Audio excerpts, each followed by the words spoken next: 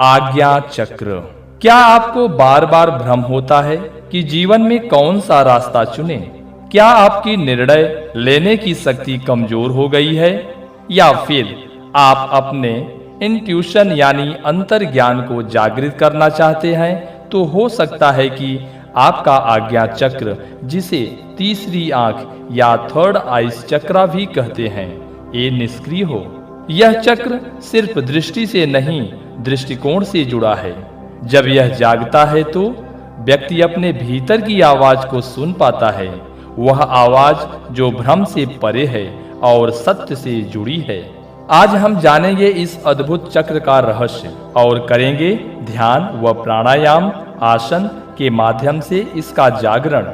Inner योगी पथ के साथ, जहां हर चक्र है आत्मज्ञान की एक सीढ़ी। हमारे चैनल पर यदि आप नए हैं तो चैनल को सब्सक्राइब करें।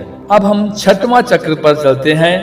अजना यानी आज्ञा चक्र, ललाट या तृतीय नेत्र। अजना या आज्ञा चक्र, ललाट या तृतीय नेत्र। अजना चक्र दोनों भवों के बीच स्थिर होता है। इसमें दो बड़ी पंखुड़ियां वाले कमल का अनुभव होता है।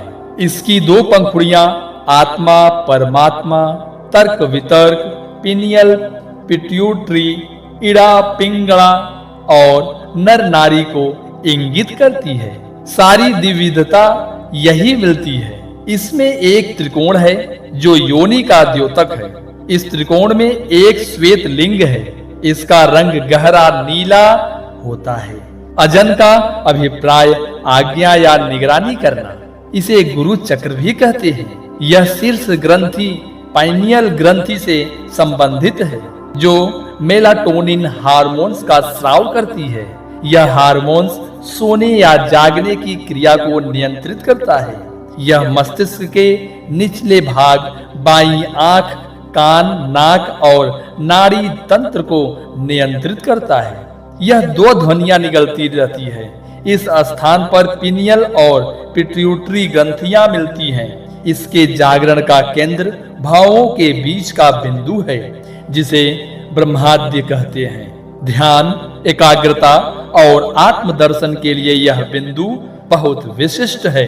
इस पर ध्यान करने से संप्रभात समाधि की योग्यता आती है।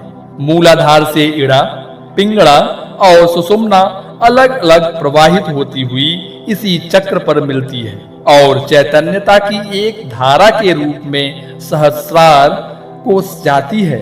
इसलिए योग में इस चक्र को त्रिवेणी भी कहा गया है।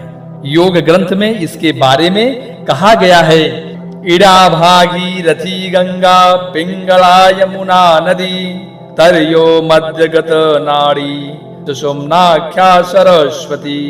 इड़ा को गंगा, पिंगला को जमुना और सुषुम्ना नाड़ी को सरस्वती कहा गया है।